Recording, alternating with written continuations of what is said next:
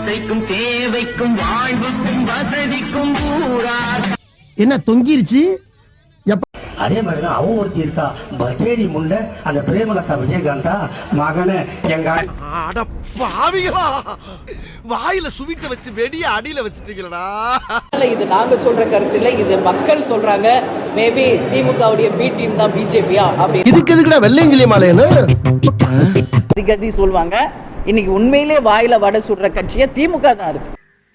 மர்க்கா சொல்லு. ஏன்னா பொன்முடி அவர்கள் சொல்றாரு, பஸ்ல ஓசியில தானே போறீங்க அப்படி.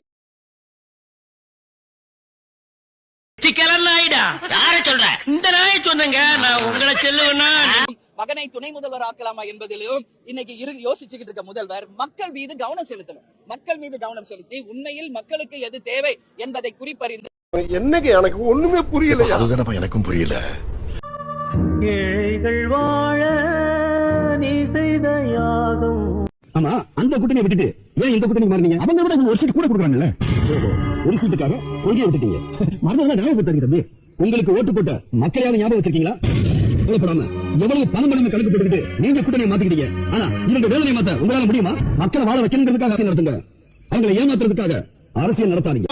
சரி சண்முகம், ஒரே ஒரு தடவை சொல்லுங்க. சண்முகம் ஒரு தடவை சொல்லுங்க.